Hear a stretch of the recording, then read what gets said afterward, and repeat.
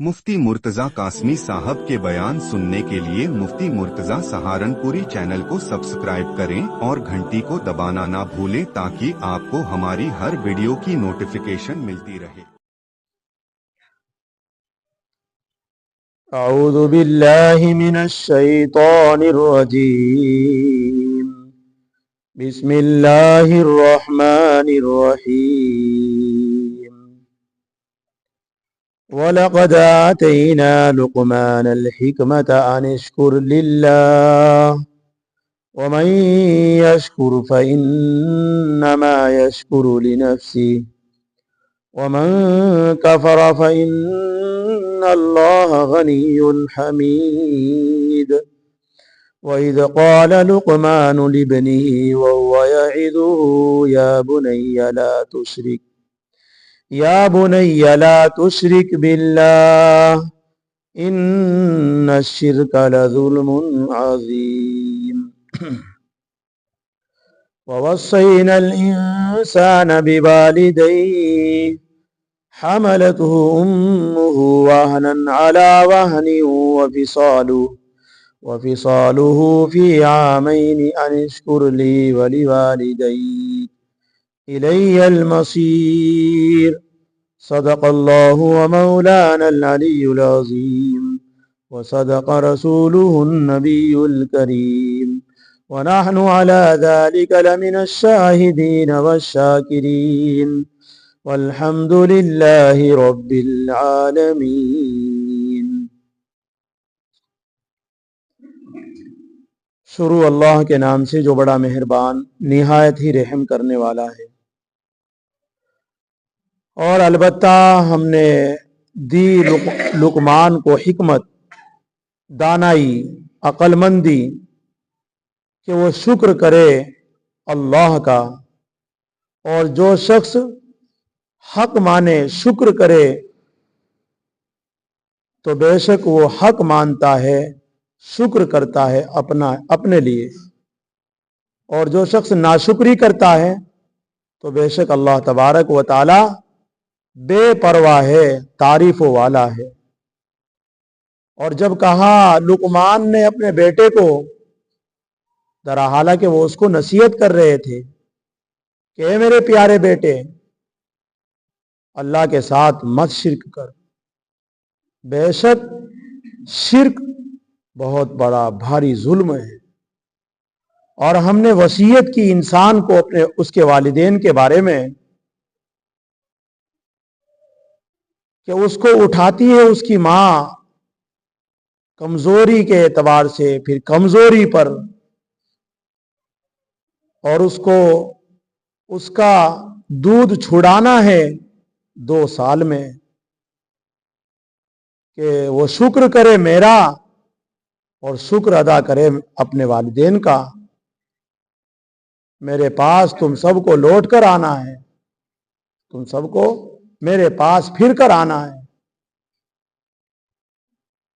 अल्हम्दुलिल्लाह, अल्लाह के फजल और करम से आप हजरात 20वें पारे में सूरह लुकमान सुन रहे हैं। सूरह लुकमान का ये तीसरा सबक है।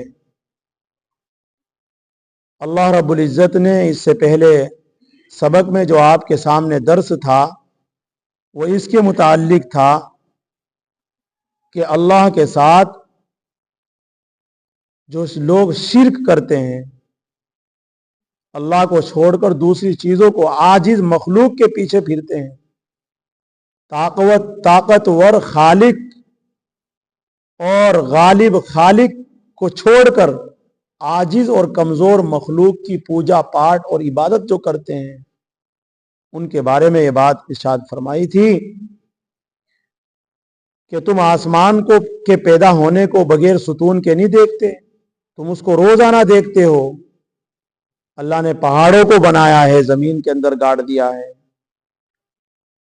और तरह तरह की और जानवरों को फैला दिया है, और आसमान से पानी को उतारा है, और उसके जरिए जोड़े के जोड़े उम्दा किस्म की चीजें अल्लाह रब्बुल इज़्ज़त ने उगाई है।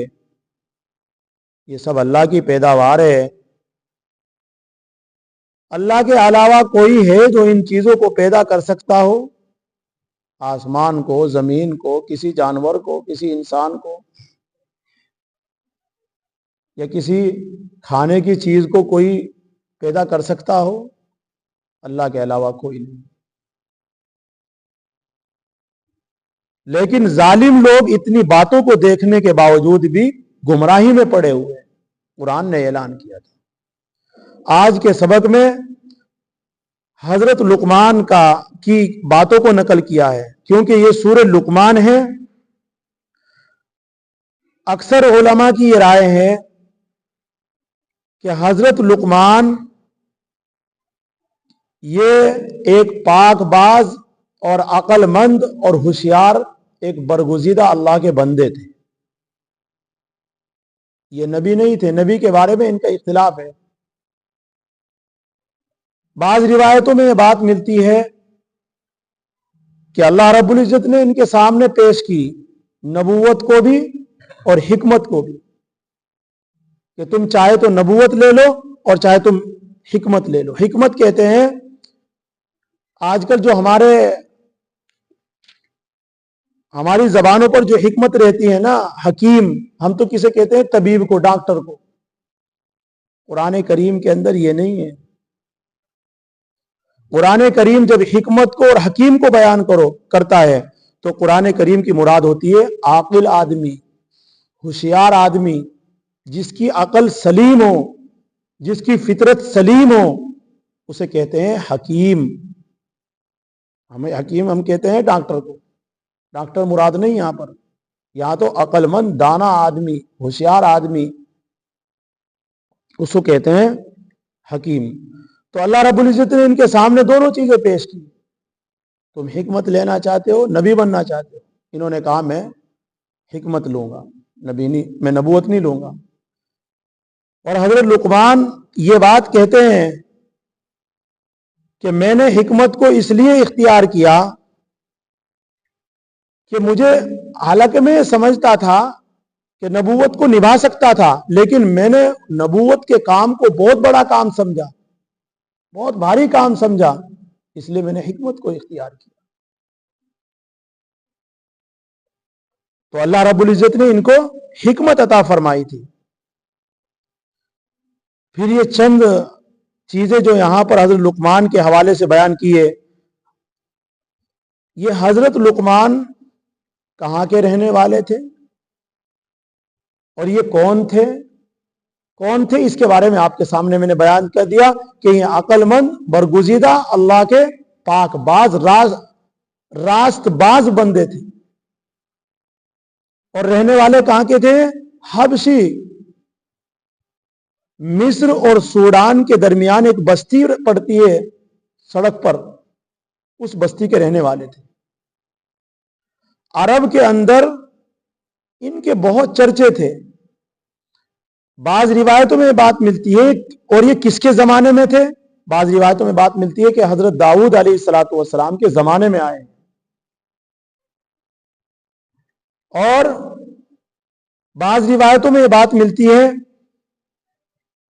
کہ یہ اللہ کے رسول صلی اللہ علیہ وسلم سے 3000 سال پہلے آئے ہیں۔ بہرحال یہ دنیا میں آئے ہیں، پاک باز بندے تھے، اور یہ ایمان لائے تھے کسی رسول کی وحی پر نہیں، بلکہ ایک ایمان تو وہ ہوتا ہے کہ نبی نے پیش کیا، ہم نے اسے قبول کر لیا، یہ بھی ایک ایمان ہے۔ اور ایک ایمان ہوتا ہے کہ معرفت اور حکمت سے جو آدمی طے کرتا ہے اسے بھی ایمان کہتے ہیں۔ معرفت اور حکمت سے انہوں نے نہ کسی نبی کی ہدایت پر انہوں نے اس بات کو قبول کیا تھا۔ اللہ کی برگزیدہ جو بندے بنے تھے، یہ کس وجہ سے بنے تھے؟ یہ اپنی عقل، اپنی ہوشیاری اور اپنی سچائی اور اللہ کو پہچاننا، آسمان، زمین، ان ساری چیزوں کو انہوں نے پرکھ کر کے جان کر کے خود اپنی عقل سے یہ تسلیم کیا تھا کہ نہیں، کوئی نہ کوئی بنانے والا ہے ان چیزوں کا اور میں اس کی عبادت کروں. کسی نبی نے ان کے پاس ایمان کو پیش نہیں کیا تھا، بلکہ اپنی عقل سے اللہ رب العزت کو انہوں نے پہچانا تھا. اور حضرت لقمان کی یہ باتیں جو یہ آج کے سبق میں اور آگے جو آئے گی، ان کی جو باتوں پر اگر آج بھی اگر کوئی چل جائے، سارے دین کا خلاصہ یہی ہے اور نجات کا خلاصہ بھی یہی ہے. اگر کوئی آدمی نجات چاہتا ہے، دنیا اور آخرت کی کامیابی چاہتا ہے، تو حضرت لقمان نے جو یہاں نصیحتیں کی ہے ان کو اگر اپنا لے تو وہ دنیا میں بھی اور آخرت میں نجات پالے. انسان کی زندگی کا مقصد نجات، اخروی نجات ہو یا دنیاوی، دونوں. اخروی نجات ہے. تو یہ وہاں کے رہنے والے تھے، سوڈان اور مصر کے درمیان کی بستی کے. بعض روایتوں میں بات ملتی ہے کہ یہ بڑھئی کا کام کرتے تھے، نجار، اور بعض کہتے ہیں کہ نجاد تھے. تفسیر ابن کثیر میں لکھا نجار را کے ساتھ بڑھئی، کارپینٹر یہ تھے، یا پھر یہ کپڑے وغیرہ بننے والے نجاد کہتے ہیں اسے، یا وہ تھے گدے بنانے والے، بسترے بچھونے بنانے والے، یا پھر یہ تھے. بہرحال یہ ایسے دستکار تھے. اور بعض روایت میں آیا ہے کہ یہ چرواہے تھے، یہ غلام تھے کسی آدمی کے اور ان کی بکریاں چرایا کرتے تھے. ایک مرتبہ بہت سارے واقعات ان کی کتابوں کے اندر لکھے ہیں. تفسیر ابن کثیر میں ایک واقعہ لکھا ہے ان کا کہ ایک مرتبہ ان کے مالک نے کہا کہ مجھے بکری ذبح کر کے دو چیزیں جو سب سے بہترین ہوں وہ لا کر دو مجھے. تو حضرت لقمان نے بکری ذبح کی اور دو چیزیں جو سب سے اچھی تھی وہ لا کر مالک کے سامنے پیش کر دی. اور وہ کیا تھی؟ زبان اور دل. پھر ان کو دوسرے دن کہا کہ مالک نے، کیونکہ غلام تھے، کہ بکری ذبح کرو اور جو سب بکری کے اندر جو سب سے بدترین چیزیں ہیں وہ لا کر مجھے دو. تو انہوں نے پھر بکری ذبح کی اور بکری ذبح کر کے دل اور زبان پھر پیش کر دی. تو مالک نے کہا کہ لقمان یہ کیا بات ہے؟ کل بھی میں نے کہا اچھی چیز لاؤ، تم بہترین چیز لاؤ، جب تم نے دل اور زبان پیش کر دی، اور میں نے کہا کہ تم بدترین چیز لاؤ جب تم نے دل اور زبان پیش کر دی. تو لقمان نے کہا کہ مالک اصل میں بات یہ ہے کہ آدمی کا دل اگر بدن کے اندر، اگر انسان کی زندگی کے اندر بدن کے اندر کوئی چیز اچھی ہوتی ہے تو وہ دل اچھا ہوتا ہے. جو سب سے اچھی ہوتی ہے وہ زبان اچھی ہوتی ہے. تو زبان اور دل جب اچھا ہوتا ہے تو انسان پورا کا پورا اچھا ہوتا ہے. اور جب بدترین ہوتا ہے انسان تو وہ دل اور زبان کے اعتبار سے ہی بدترین ہوتا ہے. جب دل خراب ہوتا ہے اور زبان خراب ہوتی ہے تو وہ انسان خراب ہوتا ہے. تو انسان کے بدن کے اندر ہر چیز کے بدن کے اندر سب سے اچھی چیز جو ہے وہ بھی دل اور زبان ہے. اگر ان کو صحیح استعمال کر رہا ہے، اور اگر غلط استعمال کر رہا ہے، دل کے اندر غلط باتیں ہیں، زبان کے اوپر غلط ہے، تو اس صورت میں سب سے بدترین چیز بھی یہی ہے. تو مالک نے بڑا سبق سیکھا اس چیز سے. بہرحال اسی کو قرآن کریم نے یہاں پر نقل کیا ہے کہ وَلَقَدْ آتَيْنَا لُقْمَانَ الْحِكْمَةَ، اور تحقیق کہ ہم نے دی لقمان کو حکمت. سوال پیدا ہو سکتا ہے اس بات کا کہ یہ جب نبی نہیں تھے لقمان، اور اللہ رب العزت نے ان کی باتوں کو اتنا اچھا سمجھا کہ اپنے قرآن کے اندر ایک جز بنا دیا، تو اس کا مطلب یہ ہے کہ اللہ کے کلام پر دھبا آتا ہے کہ ایک عام آدمی کی زبان بھی اللہ رب العزت باتوں کو، اس کا مطلب یہ ہے کہ اللہ رب العزت نے یہ باتیں لقمان سے سیکھی ہیں.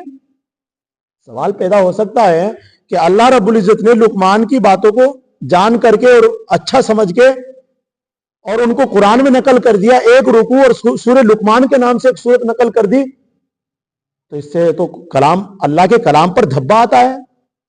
تو اس کا جواب حضرات مفسرین نے دیا کہ वलक़द आतेना लुकमान हिकमता, अल्लाह रब्बुल इज्जत ने इस चीज में ही उस एतराज को दफा कर दिया। अल्लाह ने कहा तहकीक के हमने दी, यानी अल्लाह ने दी लुकमान को हिकमत। तो जब अल्लाह ने लुकमान को हिकमत दी, इससे पता ही चलता है लुकमान कहीं से नहीं गए थे अक्लमंदी, अल्लाह ने उन्हें अक्लमंदी दी थी। इसलिए अल्लाह ने उन्हें अक्लमंदी दी, अल्लाह रब्बुल इज्जत ने उसको कुरान के अंदर नकल कर दिया। तो कहीं और से मां के पेट से नहीं लाए थे अक्लमंदी, अल्लाह रब्बुल इज्जत ने दी थी। हिकमत, दानाई, अक्लमंदी। अनश्कुर लिल्लाह, और किस वजह से ये अक्लमंदी का, जब आदमी को कोई होशियारी मिल जाए, अक्लमंदी मिल जाए, कोई ऐसी नियमत मिल जाए, वो दीन की हो या कोई अच्छी सोहबत की हो, तो उस पर क्या करना चाहिए? अनिश्कुर लिल्लाह, अल्लाह का शुक्र मानना चाहिए। जब आदमी को कोई भी नियमत मिले और दीन की अगर नियमत मिल गई तो उसके ऊपर भी अल्लाह का शुक्र अदा करें। सारी नियमतों में जितनी भी नियमतें हैं उसमें भी अल्लाह का शुक्र अदा करें, और अगर किसी को ईमान मिल गया तो इसके ऊपर तो अल्लाह का बहुत ही शुक्र अदा करना चाहिए। तो अल्लाह रब्बुल इज्जत कहते हैं अनिश्कुर लिल्लाह, ये कि वो अल्लाह का शुक्र अदा करे, इस वजह से उसको हिकमत दी थी। और वाकई उन्होंने शुक्र का हक अदा किया, अल्लाह की इबादत की, अल्लाह को एक माना, अल्लाह की तौहीद के गीत गाए, तो ये तो शुक्र है।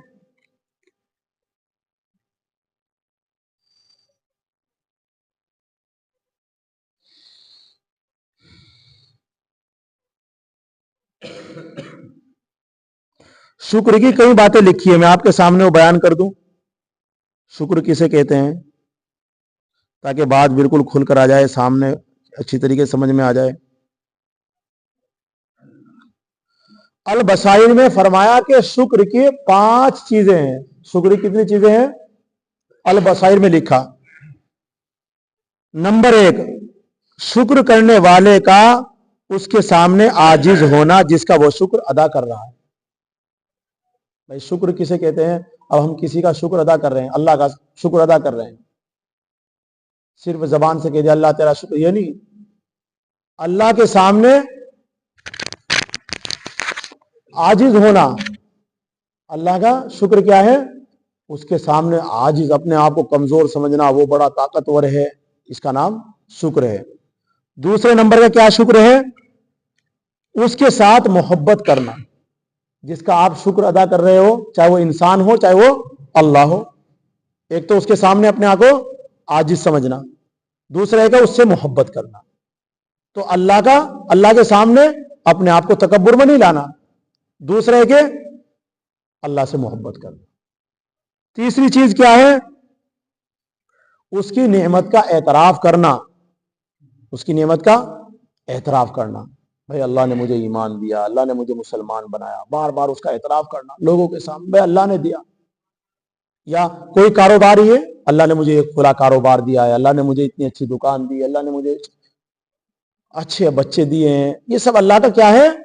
वो नेमत जो अल्लाह ने उसे दी है, उसके ऊपर बार बार एतराफ, अल्लाह का उस नेमत का एतराफ करना, और उस पर उसकी तारीफ भी करना। अल्लाह कितने अच्छे हैं, अल्लाह रब्बुल इज्जत कितने अच्छे हैं, मुझे ये चीज दी है, उसकी तारीफ भी करते रहना। अल्लाह तमाम तारीफों के मालिक है।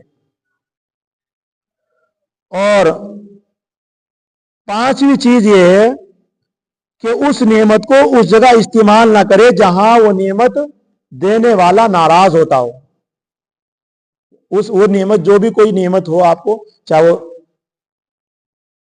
वो ईमान हो और चाहे वो दूसरी चीजों के एतबार से हो, नेमत को, जिंदगी एक नेमत है, इसका अगर आप अल्लाह कहीं गलत इस्तेमाल करेंगे, अल्लाह नाराज हो जाएंगे। अल्लाह रब्बुल इज्जत ने आपको दौलत दी है, दौलत को आप बेवजह उड़ाओगे, अल्लाह नाराज हो जाएंगे। तो ये शुक्र नहीं है, फिर ये नाशुक्री है उस नेमत की। अल्लाह रब्बुल इज्जत ने आपको औलाद दी, आपने औलाद को गलत रास्ते पर डाल दिया, तो ये उनको चाहिए था कि उनको दीनदार बनाना चाहिए था, उनकी अच्छी तरबियत करनी चाहिए थी, उनको अच्छे दीन सिखाना चाहिए था, और आपने उन्हें गलत रास्तों पर डाल दिया। तो ये उस नेमत की नाशुक्री है, नाकदरी है। तो ये 5 चीजें क्या है? शुक्र करने की है। तो इसलिए फरमाया वमन यशकुर फइन्नमा यशकुर लिनफ्सी, जो आदमी शुक्र करेगा कोई भी नेमत पर, बच्चे बैठे हुए हैं कुरान पढ़ रहे हैं, अगर ये इस पढ़ाई पर अल्लाह का शुक्र अदा करेंगे तो किसके लिए फायदा है? इन बच्चों के लिए शुक्र फायदा होगा। अल्लाह उस नेमत को बढ़ा देंगे और अल्लाह रब्बुल इज्जत कल कयामत के दिन उसके ऊपर अजर इनाम भी देंगे। आप तिजारत वाले बैठे हुए हैं, नौकरी वाले बैठे हुए हैं, अगर आप उस नेमत को शुक्र अदा करेंगे कि अल्लाह ने भाई बहुत अच्छी नौकरी दी, अल्लाह ने बहुत अच्छा कारोबार दिया, अल्लाह रब्बुल इज्जत ने बहुत अच्छी तिजारत दी है, तो इसके ऊपर अगर शुक्र अदा करोगे तो अल्लाह उस चीज को बढ़ाते चले जाएंगे, छीनेंगे नहीं, और अल्लाह रब्बुल इज्जत उसके ऊपर मजीद सवाब भी अता फरमाए। तो उसी को कह रहे हैं कि ओमन यशकुर, जो शख्स, और वो शख्स जो शुक्र अदा करे, फइन्नमा यशकुरु लिनफ्सी, तो बेशक वो शुक्र अपने लिए करता है। किसके लिए करता है शुक्र? अपने लिए करता है। ओमन कफरा, अब जो आदमी नाशुक्री करता है किसी नेमत की, नाकदरी करता है, अल्लाह की तारीफ नहीं करता है उस नेमत पर, अल्लाह रब्बुल उस नेमत का एतराफ नहीं करता है अल्लाह ने मुझे ये दी है, अल्लाह से मोहब्बत नहीं करता है, अल्लाह की बातों पर नहीं चलता है, वमन कफरा, जिसने नाशुक्री की, फइन्नल्लाह गनियुन, अल्लाह रब्बुल इज्जत बेपरवाह है, ना कर, अल्लाह रब्बुल इज्जत को कोई असर नहीं पड़ता है। तुम नाशुक्री करोगे उसकी नेमतों की तो छिन जाएगी, वो कंगाल हो जाएगी, और अल्लाह रब्बुल इज्जत क़यामत के दिन पकड़ करेंगे। हमीद, वो तो तारीफों वाला है, वो तो बहुत बहुत तारीफों वाला है। तू नहीं तारीफ करेगा, अल्लाह की सारी मखलूक तारीफ करती है, जर्रा जर्रा उसकी तारीफ करता है, पत्ता पत्ता उसकी तारीफ करता है, कतरा कतरा उसकी तारीफ करता है, इतना बड़ा आसमान उसकी तारीफ करता है, उसकी हम्द और सना करता है। तो इससे पता ये चला कि शुक्र अल्लाह का ये है, एक तो उसकी हम्दो सना, खुलासा क्या है? एक तो उसकी हम्दो सना, उसकी तारीफ, दूसरा है कि उसके हुक्मों को अदा करना। ये दो बातें हैं बस। क्या बातें आई इसमें? अब चाहे वो तारीफ करने में हो और चाहे उसको इस नेमत को इस्तेमाल करने के एतबार से हो। अल्लाह हम सबको अमल करने की तौफीक नसीब फरमाए। आगे फरमाया वइज़ क़ाल लुक़मान लिब्निही, अब यहां से हजरत लुक़मान जो थे इस बात को अल्लाह रब्बुल इज़्ज़त बताना चाहते हैं, अहले अरब को ये बात बताना चाहते हैं, क्योंकि हमारे नबी के आने से पहले दुनिया में अरब के अंदर चर्चे थे हजरत लुक़मान के। वो अपनी शेर व शायरी में हजरत लुक़मान की बातों को नकल करते थे, अपने खिताब और अपने बयान और अपनी नसीहतों में हजरत लुक़मान की बातों को नकल करते थे।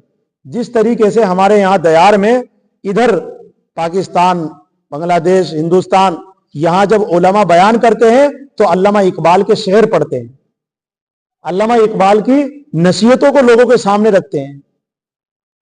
इसी तरीके से हजरत लुक़मान के चर्चे थे। यहां अल्लामा इकबाल को सब जानते हैं, पाकिस्तान हिंदुस्तान में सब, कि उनकी बातें, एक एक शेर उनका बहुत हिकमतों से भरा हुआ है। इसी तरीके से अल्लामा हजरत लुक़मान हजरत लुक़मान का जो है, जो बातें थी, जो उनके अशार थे, जो उनकी नसीहतें थी, वहां के लोग पूरे चर्चे में उनकी कहानियां और उनकी बातों को नकल करते थे, अपने बच्चों को बताया करते थे। तो अल्लाह रब्बुल इज्जत बताना ही चाहते हैं, देखो अब जो कुरान यहां बयान कर रहा है उनकी बात को अल्लाह ताला बताना ही चाहते हैं, अहले अरब, तुम लोग ये समझ रहे हो कि नबी जो जिस बात की तरफ तुम्हें दावत दे रहा है कि अल्लाह की बात को मानो, अल्लाह के शिर्क को छोड़ दो, लुक़मान जिसके तुम चर्चे करते हो, जिसकी तुम बातों को सुनते हो, कहते हो, वो लुक़मान, उसको किसी नबी ने हिदायत की दावत नहीं दी थी, उसके पास कोई वही नहीं आई थी। उसने अपनी अकल से, अपनी फितरत से और अपनी समझदारी से उसने अल्लाह रब्बुल इज्जत को तय किया था। तो तुम्हें जब उन्होंने अपनी अकल और फितरत से अल्लाह को तय किया था, अल्लाह की वहदानियत के गीत गाए थे, तो तुम्हारे सामने कुरान पेश किया जा रहा है, तुम्हारे सामने नबी दावत लेकर आ रहे हो, तो तुम बदरजे उला तुम्हें दावत को कबूल करना चाहिए। उसी को नकल किया है। وَإِذْ قَالَ لُقْمَانُ، اور جب کہا لقمان نے، لِابْنِهِ اے اپنے بیٹے سے، اپنے بچے سے، وَهُوَ يَعِظُهُ اور وہ درا حال ہے کہ اس کو نصیحت کر رہے تھے، یا بنیا اے میرے پیارے بیٹے، لا تشرک باللہ اللہ کے ساتھ کسی کو شریک نہ کرنا۔ اس سے پتہ یہ چلا ایک باپ اپنے بچوں کو اگر سمجھائے تو سب سے پہلے کیا بات سمجھانی چاہیے۔ آج ہمارا حال یہ ہے، ہم اپنے بچوں کو کیا سمجھاتے ہیں؟ سب سے پہلے اسے کاروبار کے بارے میں، گھر بار کے بارے میں، اپنے بارے میں بتاتے ہیں۔ سب سے پہلے اسے اللہ کی پہچان کرانا ہے۔ کیا پہچان کرانا ہے اپنے بیٹے کو؟ اپنے اللہ کی پہچان۔ اللہ اکیلے ہیں، اس کا کوئی ساجی اور کوئی شریک نہیں ہے، بیٹے اس کے ساتھ کسی کو شریک نہ کرنا۔ اب یہ بات حضرات مفسرین نقل کرتے ہیں کہ بیٹا شاید مشرک تھا یا موحد تھا، اس بات کا پتہ نہیں چلا کسی کو بھی کہ انہوں نے اپنے بیٹے کو، اگر وہ مشرک تھا تو پھر حضرت لقمان اپنے بیٹے کو کہہ رہے تھے بیٹے اس کام کو چھوڑ دے، یہ صحیح نہیں ہے۔ اگر وہ موحد تھا، اللہ کو ایک ماننے والا تھا، تو پھر وہ اپنے بیٹے کو کے عقیدے کو جما رہے تھے، پکا کر رہے تھے۔ تو اس طریقے سے ہمارے بچے مشرک نہیں ہیں، ہمارے بچے موحد ہیں، لیکن ہمیں انہیں نصیحت کرنی چاہیے، بیٹے اس عقیدے کو، اپنی عقیدہ کہتے ہیں اس گرہ کو اپنی عقل میں بٹھا لے کہ اللہ کے ساتھ شریک نہیں کرنا۔ جب یہ آیت نازل ہوئی تو حضرات صحابہ کرام رضوان اللہ تعالی اجمعین کو بڑا فکر ہوا، بڑا غم ہوا۔ اللہ کے رسول صلی اللہ علیہ وسلم کی خدمت میں حاضر ہوئے، یا رسول اللہ تعالیٰ یہاں جو بات کہہ رہے ہیں کہ ایمان کے ساتھ شرک، کہ ان شرک لظلم عظیم، اگلی آیت میں جو آیا ہے بے شک شرک وہ ظلم عظیم ہے، بڑا بھاری ظلم ہے، تو یا رسول اللہ ہم ایمان والے ہیں، اگر ہم ظلم کوئی گناہ کر لے تو یہ تو ہمارا ایمان خراب ہو جائے گا۔ اللہ کے رسول صلی اللہ علیہ وسلم نے ارشاد فرمایا میرے صحابہ، یہاں وہ تو جو تم ظلم مراد لے رہے ہو وہ ظلم ہے گناہ، ایمان کے ساتھ گناہ تو ہو جائیں گے لیکن ایمان کے ساتھ شرک نہیں کرنا۔ یہاں قرآن کی جو مراد ہے وہ شرک کے متعلق ہے کہ ایک آدمی مسلمان بھی ہو اور شرک کر رہا ہو تو یہ چیز اچھی نہیں، ایمان نہیں بچے گا۔ پھر آج بہت سارے مسلمان ایسے ہیں بیچارے، اللہ کو بھی مان رہے ہیں کہ اللہ خالق ہے، مالک ہے، سب کچھ دے رہا ہے، اور غیر اللہ کو بھی مان رہے ہیں کہ یہ بھی کچھ ہے۔ لوگ اللہ کو بھی مانتے ہیں اور فرشتوں کو اللہ کے بیٹے بھی مانتے آئے ہیں۔ لوگوں نے اللہ کو بھی مانا ہے اور حضرت عیسیٰ کو اللہ کا بیٹا بھی مانا ہے، نعوذ باللہ۔ لوگوں نے اللہ کو مانا ہے اور لوگوں نے حضرت عزیر کو اللہ کا بیٹا مانا ہے، تو یہ چیز اللہ رب العزت کے یہاں قابل قبول نہیں ہے۔ اس لیے یہاں جو شرک وہ ہے تو وہ ظلم ہے، اور ظلم کتنا بڑا؟ بہت بھاری ظلم۔ کیوں؟ اس لیے کہ اللہ تبارک و تعالی سارے گناہوں کو معاف کر سکتے ہیں لیکن شرک کو معاف نہیں کریں۔ ان اللہ لا یغفر ان یشرک، بے شک اللہ تبارک و تعالی مغفرت نہیں فرمائیں گے مشرک کی۔ تو اسی کو فرمایا قال وَإِذْ قَالَ لُقْمَانُ